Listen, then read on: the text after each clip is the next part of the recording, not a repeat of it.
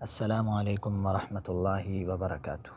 معزز ناظرین، آپ دیکھ رہے ہیں ہمارا YouTube channel Awais Ahmed speak. آج کی اس گفتگو میں ہم آپ کو بتائیں گے ایک نہایت آسان اور مجرب وظیفہ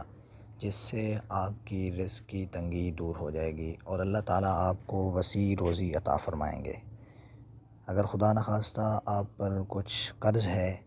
اور آپ قرض کی وجہ سے پریشان ہیں تو اللہ تعالیٰ اس تنگی کو بھی دور فرما دیں گے اور اللہ تعالیٰ غیب سے ادائے قرض کا انتظام فرما دیں گے۔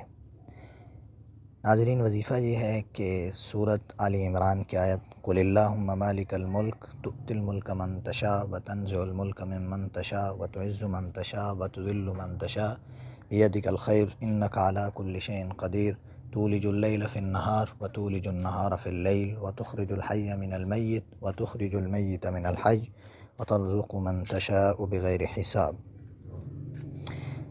ان آیات کو فرض نماز کے بعد اور نوافل کے بعد اور سوتے وقت جو آدمی کثرت سے پڑھنے کا اہتمام کرے گا، اللہ تعالیٰ اس کی روزی میں برکت عطا فرمائیں گے اور اس کے مال میں ترقی ہوگی، تنگ دستی دور ہوگی، اور اگر خدا نخواستہ کسی پر کوئی قرض وغیرہ ہے تو اللہ تعالیٰ غیب سے اس کی ادائیگی کا انتظام فرما دیں گے۔